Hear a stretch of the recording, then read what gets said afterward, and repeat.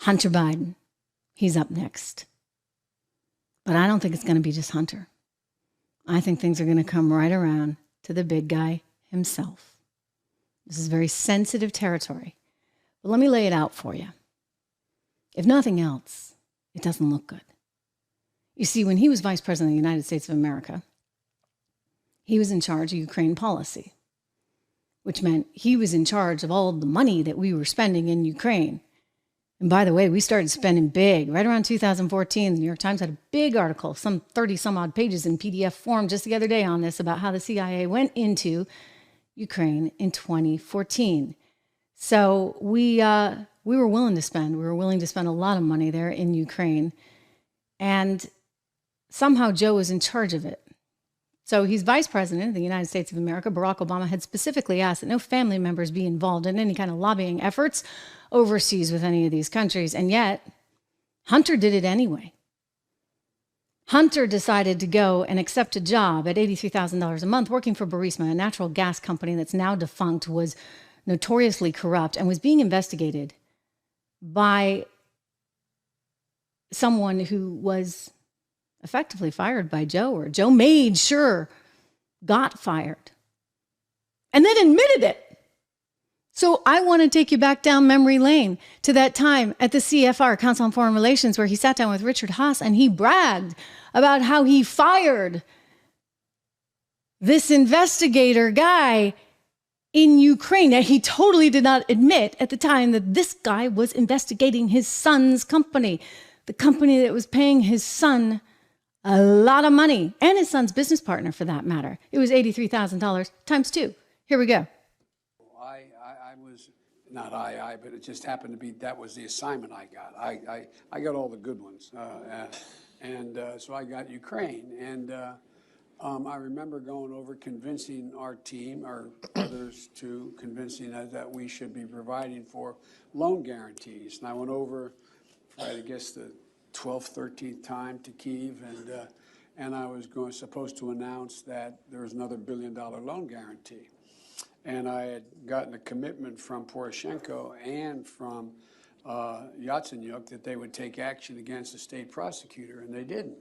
So they said they were walking out to press conference. I said, no, I'm not going to, we're not going to give you the $1 billion. They said, you have no authority. You're not the president. The president said. I said, call him. I said, I'm telling you, you're not getting the $1 billion. I said, you're not getting the $1 billion. I'm going to be leaving here. And I think it was, 6 hours? I said, I'm leaving in 6 hours.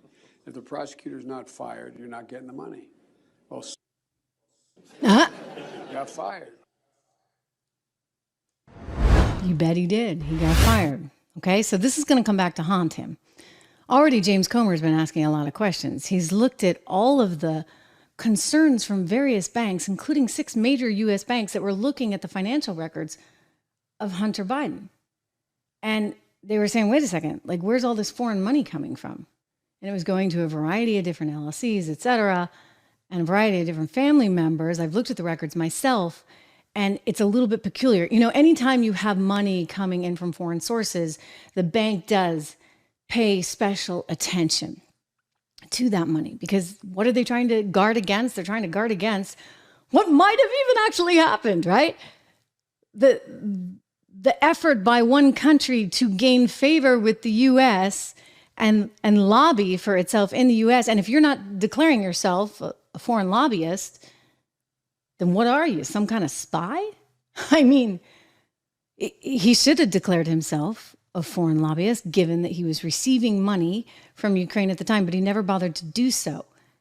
And then his father's caught doing this. So I just think, ladies and gentlemen, as we talk about tit for tat, about everything heating up in a serious, massive way, this is all going to come out, and it's not going to be pretty. It's not going to be pretty for Joe Biden. It's not going to be pretty for Hunter Biden. It's certainly not going to be pretty for the United States of America in any way, shape, or form. No. But you know what? They brought it on. And they have no one to thank but themselves for this mess that we have gotten ourselves. Not we, by the way. It's them.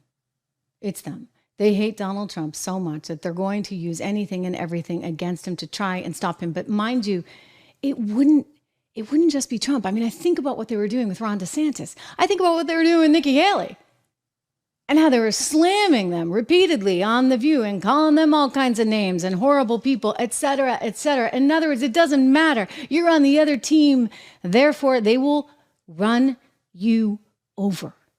We can't live in a country like that. So it's high time the GOP stand up and, man up and all those things. It's high time that it happen. And I'll tell you what, Americans are standing up in a really, really big way.